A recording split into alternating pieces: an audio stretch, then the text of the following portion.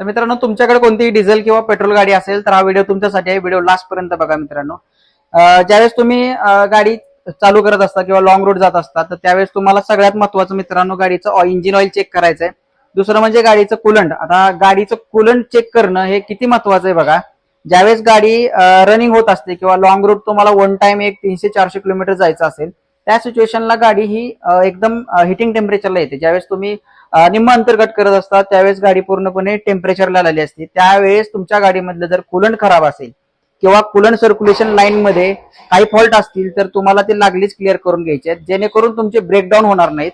मी असं का म्हणतोय तर मित्रांनो, कुलंट लाईन मध्ये बऱ्यापैकी पार्ट येतात. सगळ्यात महत्वाचं कुलंट झालं. कुलंट नंतर तुमचा रेडिएटर झाला. रेडिएटर हा हीट एक्सचेंजरचं काम करत असतो. प्रत्येक गाड्यांच्या फ्रंट पार्ट मध्ये, फ्रंट पोर्शन मध्ये, बंपरच्या आतमध्ये रेडिएटर असतो. एअर ज्या ठिकाणी पास होऊन एअर कूल असतो आणि त्याच्यानंतर तो ज्यावेळेस इलेक्ट्रिक फॅन वगैरे ऑपरेट होत असतो त्यावेळेस हीट एक्सचेंजरचं तो काम करत असतोय.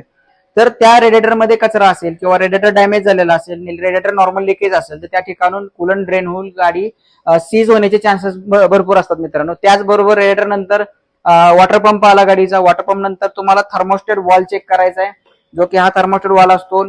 थर्मोस्टेट वॉलची लाईफ आणि वॉटर पंपची लाईफ हे तुम्हाला 1,00,000 किलोमीटर पर्यंत असते. ज्यावेळेस तुम्ही टायमिंगचं वगैरे काम करता, मेजर डीप सर्व्हिस करता त्यावेळेस हे पार्ट चांगले जरी असले तर तुम्हाला चेंज करून घ्यायचे, कारण हा इंटरनल पार्ट असतात. ठराविक लाईफ असते. जर आपल्याला फिजिकली ओके वाटत असेल तर त्याचं रनिंग जर 1,00,000च्या वरती गेलं असेल किंवा 80,000 किंवा 1,00,000 1,50,000 गाडी चालली असेल तर त्यावेळेस तुम्हाला ते पार्ट तुम्हाला चेंज करून घ्यायचे, जेणेकरून तुमच्या गाडीचे जे बाकीचे पार्ट जे तुम्हाला हे देणार आहेत, लाईफ देणार आहेत, त्याची लाईफ इन्क्रीज होईल आणि तुम्हाला ब्रेकडाऊनचे चान्सेस येणार नाहीत मित्रांनो. तर असे कधी लॉंग रूट वगैरे जात असताल तर असे जे पॉईंट असतात, जसे की कुलंट सर्क्युलेशन असेल, इंजिन ऑइल रिगार्डिंग जे काही पार्ट असतील ते तुम्ही लागलीच चेंज करून घ्या, जेणेकरून म्हणजे शेड्यूल नसाल तुम्ही सर्व्हिस करत राहा.